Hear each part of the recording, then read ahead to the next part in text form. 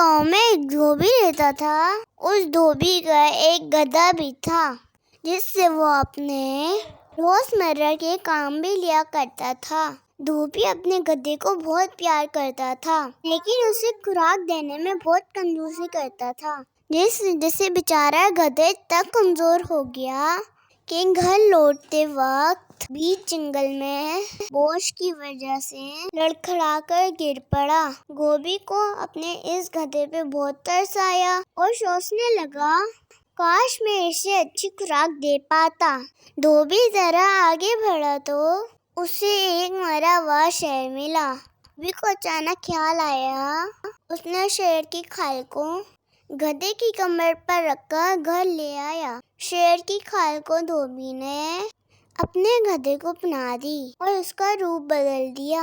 अब धोबी ने अपने गधे को खेतों में छोड़ दिया। किसानों ने शेर को देखा तो खौफ से भाग गए और गधा बेखौफी से घास खाता रहा। सुबह हुई तो धोबी उस गधे को अपने घर ले आया। कई दिन ये सिलसिला चलता रहा। गधा अब मोटा हो गया। वहाँ किसान फसलों के नुकसान को देख के परेशान थे। उन्होंने छुपकर अनोखे शेर को देखा, जो गोश्त के बजाय घास खाता था। थोड़ी ही देर में गधे ने ढेंचू ढेंचू की आवाज निकाली। किसान चौंक गए। अच्छा, हम बेवकूफ बन रहे थे। ये शेर की खाल में गधा है। तमाम किसानों ने मिलकर गधे को पकड़कर बहुत मारा और उसका काम तमाम कर दिया।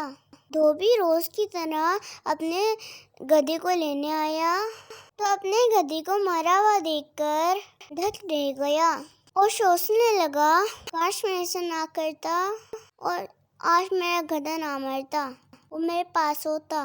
धोबी अफसोस से अपना हाथ मलता रहा और कर भी क्या कर सकता था।